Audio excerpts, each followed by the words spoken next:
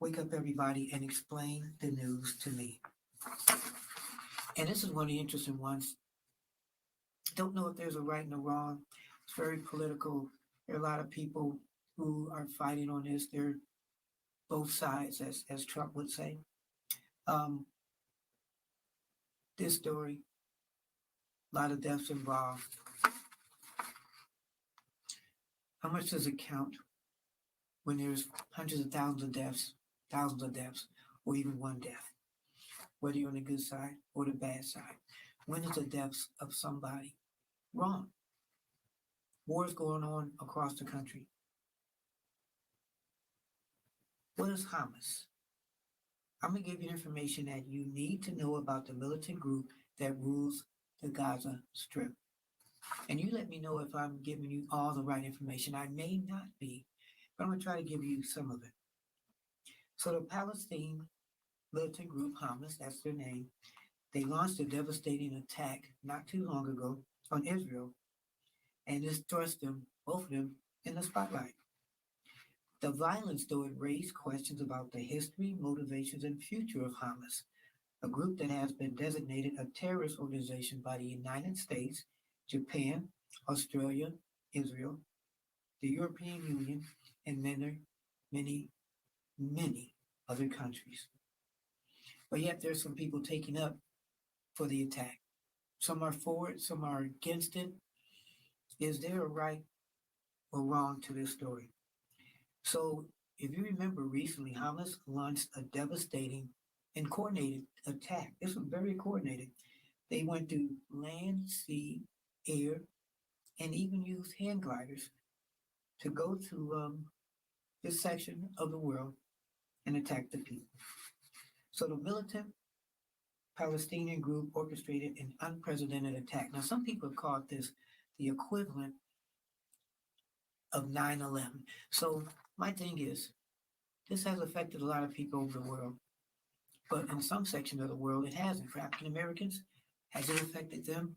And if you remember, I've said before, if something doesn't affect you, it doesn't matter. So that's been my interesting question. Has it affected African Americans? Has it affected Orientals, Chinese people? Has it affected yourself? Do you have any friends or family where this has affected you? So this Palestine group, it killed hundreds of people and injured thousands more. So their fighters have also taken more than 100 Israel citizens, soldiers, and foreign nationalist hostages. And some have said that they've done stuff on TV. Some have said it's been um, fabricated. But it's put a discussion out there. But overall, this has made the to a lot of people who we know, and some have been our friends, the deadliest attack ever. So there's a section called the Gaza Strip, and on this strip, hundreds of people were killed. So Israel is mobilizing a record over 300,000 reservists and imposed a complete siege on the Gaza Strip. Very interesting strip.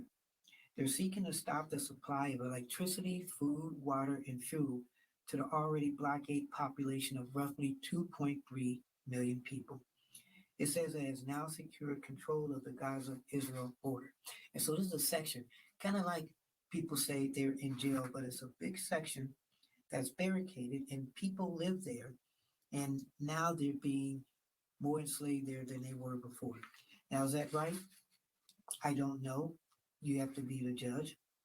So the Palestine Health Ministry said that 770 people have been killed in Gaza and another 4,000 were injured.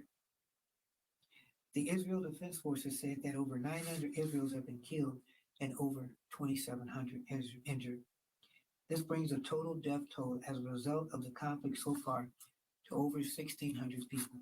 So again, like I said, when is one death one too many? But throughout all this, the violence raises questions about Hamas, their history, their motivation, and the future of this group. It's been designated a terrorist organization by the United States, Japan, Australia, Israel, and other countries, although some only apply this labor to its military wing. So the question is, what is Hamas? So founded in 1987, it is dedicated to the establishment of an independent Islamic state in historical Palestine and has controlled the Gaza Strip, the strip I was talking about, since 2007. The United Nations classifies Israel as an occupier state over the Palestinian territories. So Hamas is one of two major political forces in the Palestinian territories, the other being Fatah. So a power struggle has emerged between Hamas and Fatah shortly after the former won the 2006 Gaza Strip elections, which took place a year after Israel withdrew from the territory. So Hamas's fighters, they seized Fatah's headquarters by force to claim control of the Strip, and the group has since maintained political control of the area. So since 2007 or 2006, Hamas fighters have owned this area. So the military wing, which everybody's talking about really, is known as the Al Qassam Brigade, and this is the largest and best equipped military group organizing within Gaza. So since 2007, Israel has imposed an air, land, and sea blockade on the Gaza Strip, saying the move was necessary to prevent Hamas attacks on the country. So they kind of encircled that area, saying it was for the better of the people.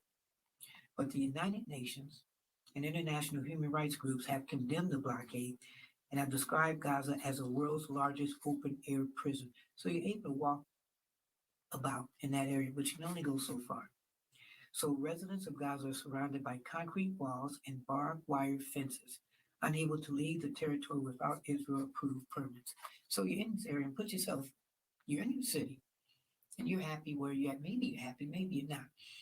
But you know what? You want to go visit somebody, you want to go somewhere, well, you have to get approval, from what I hear, with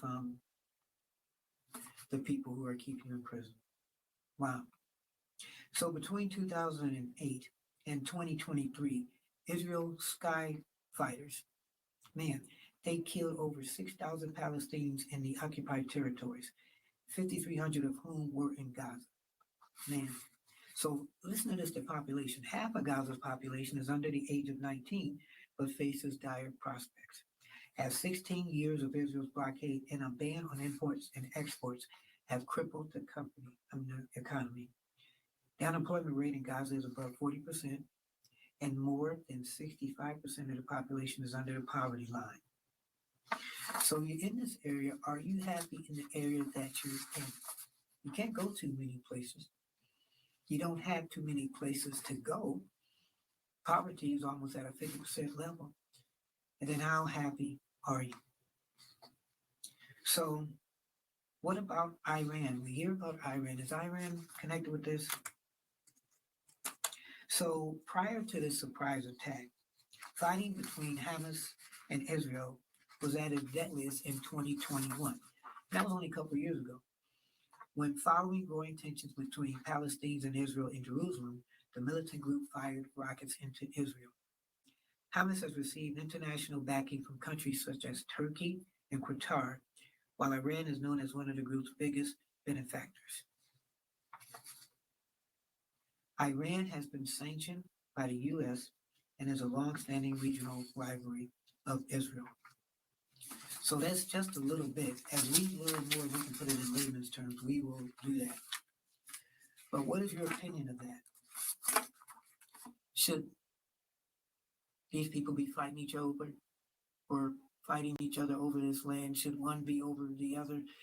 Should the United States get involved? Does the United States have the money and capabilities to get involved? And who are they siding with? Because they're out there trying to help the world. But then you look at the inner cities. Are they really taking care of the inner cities? Maybe they should take care of the inner cities. Maybe they should take care of their home before they go out and take care of other countries.